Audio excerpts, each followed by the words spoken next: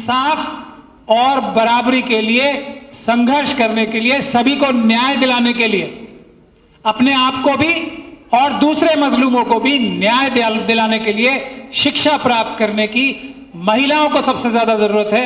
ये सावित्रीबाई फूले और फातिमा शेख ने ज्योत जलाई थी, जिसकी वजह से आज हमारे देश की, जो डॉक्टर रितु ने भी कहा, राष्ट्रपति महोदया भी जो हैं वो महिला है।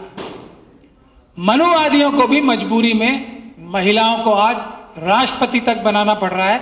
यह है शिक्षा की असली वजह और शिक्षा हमें क्यों प्राप्त करनी चाहिए।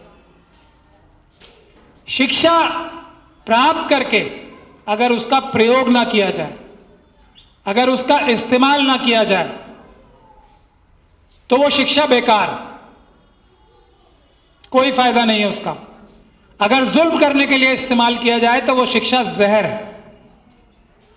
लेकिन वो शिक्षा अगर बराबरी के लिए, सबको न्याय दिलवाने के लिए इस्तेमाल की जाए तो उससे अच्छी चीज कोई नहीं है। और यही शिक्षा का असली मकसद।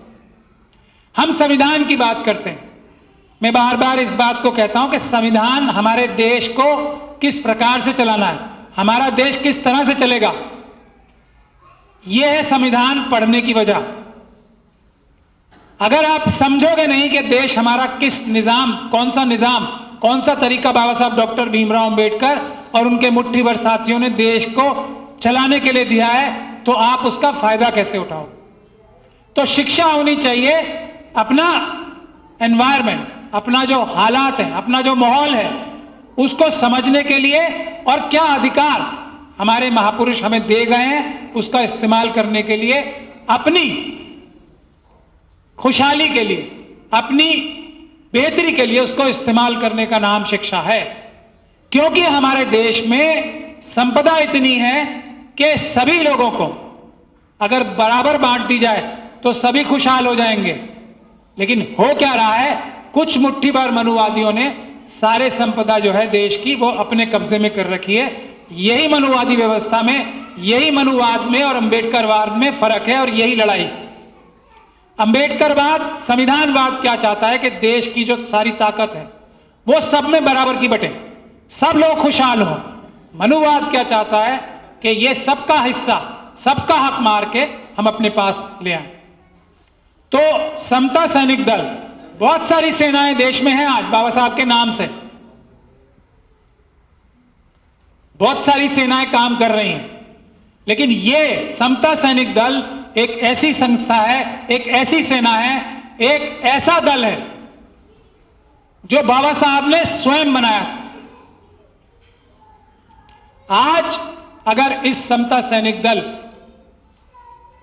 का वो इस्तेमाल देश की भलाई के लिए, हमारे एससी, एसटी, ओबीसी और माइनॉरिटीज और दूसरे लोग जो मनुवादी मानसिकता के नहीं है, जो अंबेडकरवादी, संविधानवादी मानसिकता के हैं, उनको न्याय दिलवाने का जो बीड़ा बाबा साहब डॉक्टर भीमराव अंबेडकर ने तब आज से 100 साल पहले उठाया था, अगर समता सैनिक दल अपना कार्य ठीक से करे तो मुझे इसमें कोई शक और शुबे की गुंजाइश नहीं है।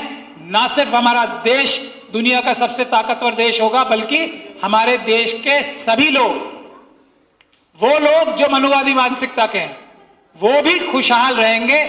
लालच और जो लूटमारी कर रहे हैं वो नहीं कर पाए। तो ये जिम्मेदारी है समता सैनिक दल की।